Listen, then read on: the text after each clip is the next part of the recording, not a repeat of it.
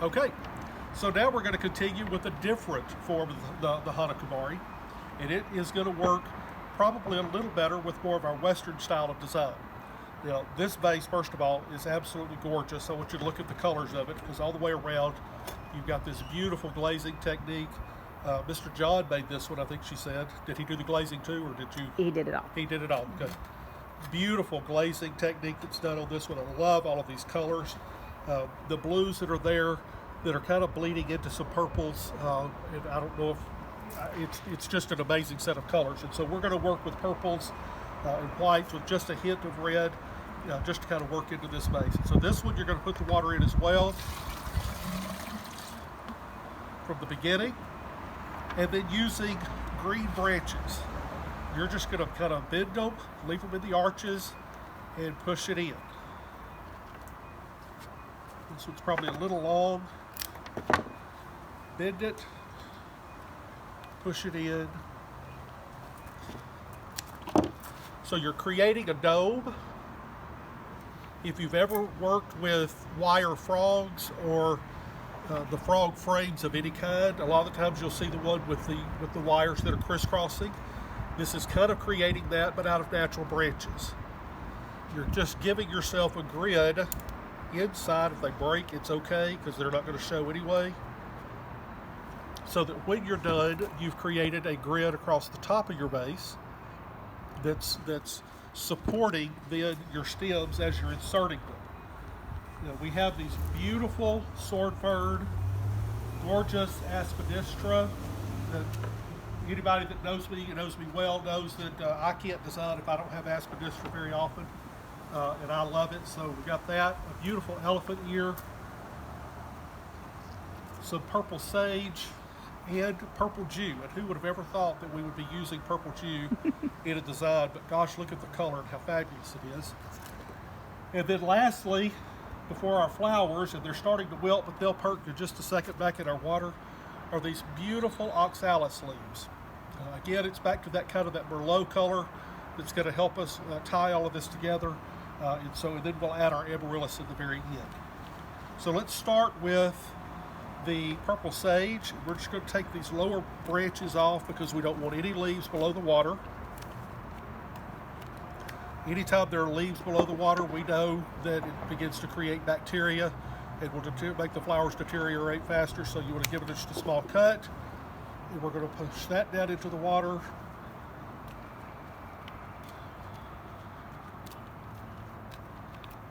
Take away some, cut, and insert it. Now notice, already we're able to get some movement to one side because we've got that grid that we're working with inside. So it's holding our greenery and our branches into place very easily. Now with the aspidistra, we're going to give it a cut to a point, and we're going to push right down through it, and we've created a little loop that we're going to insert. And that will lay right in just a minute. We'll figure out where I want it. Same thing with the second one.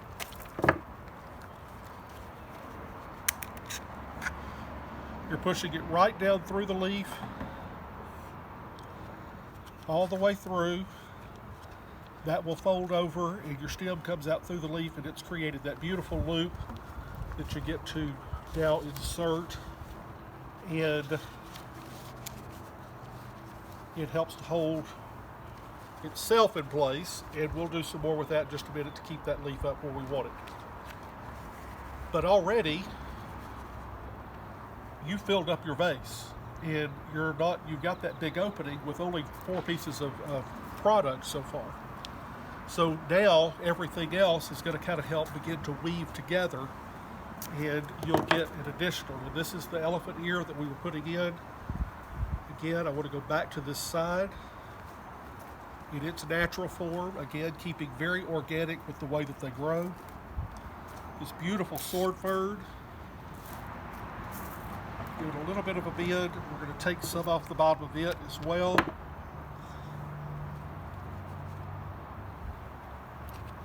Love all of this natural look.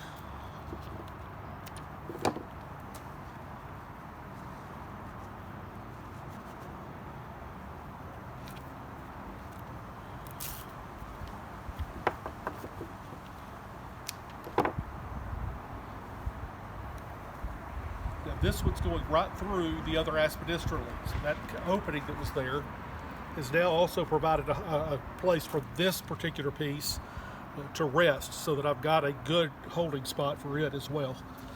I have more of the rock iris, so I'm going to go ahead and put it in. I'm going to leave it tall this time. I love the movement that this grass adds, because even in its unbent shape, it has a kind of a sweeping motion to it that lays down. If you want a little bit more of that, you can always just run that through your fingers to soften it and give it that natural curve, so that you get, rather than just a tall, rigid, straight piece, you've got a good curve and bend that's going to allow you to have some motion.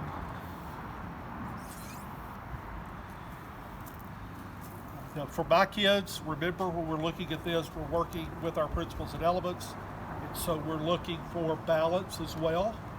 So we've got to always be conscious of our physical balance as well as our visual balance. We'll make sure that if we're looking at this from all sides, that it doesn't look like it's going to tip to one side. We've got to have something that's going to always balance that.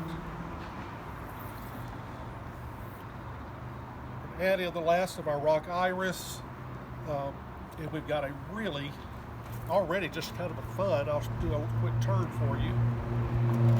It's very simple, but it's a good form and a good base for us to work with. You'll notice that all the way around, we've got a good balance to it.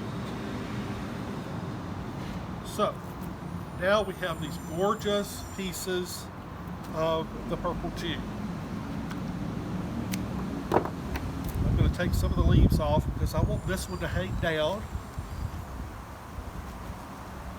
right here on this side. And then the second piece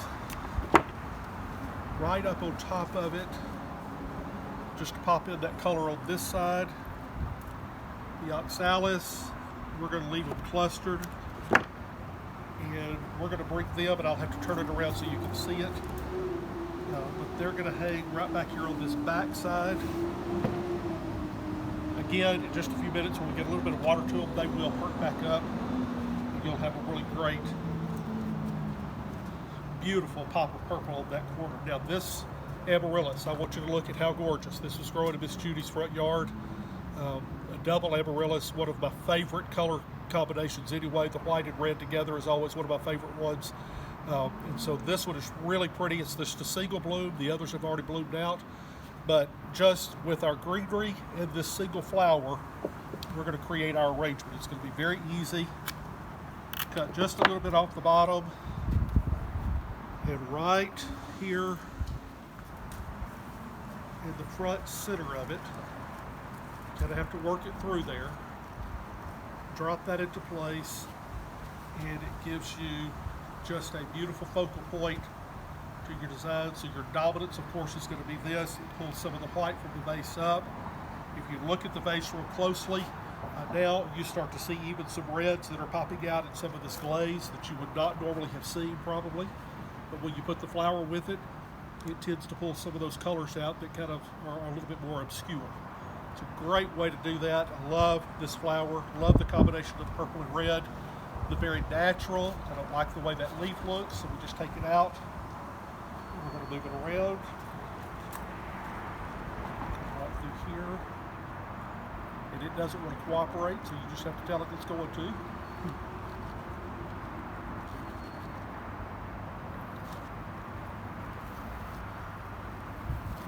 If it won't cooperate, you just manipulate it till it does.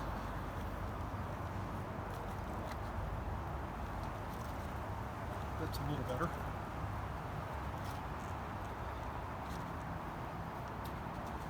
So there you go.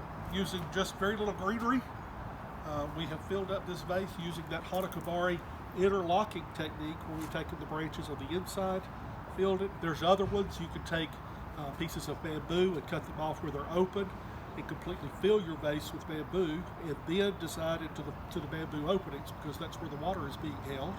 It again gives you that same concept of that grid. So there's a lot of different ways to use the Hanakabari, and it's just a really neat. Now some people will ask the question, this greenery is not quite tall enough to overcome the base, because we know we're supposed to design 1.5 times the height of the base. So if the base is this tall, already we're just barely 1 time that height, and so our arrangement should be well up to here. The reason that we don't have to is because we've brought this down. And because we're bringing the stile down, we've eliminated the base to this height, and as a result, we're more than 1.5 times our height, and we've gotten us where we need to be. So I hope you enjoyed it. Again, I'm Alan Masters, AIFD, president of the Allied Forest of Houston, who we are a proud group of right now. They've just done such an awesome job in these days. Students, watch this real closely, listen to the terminology that's there, and you'll get that question. For the rest of you, thanks so much for watching today as I end all of my programs. Keep blooming. Go out and make something beautiful today. God love you.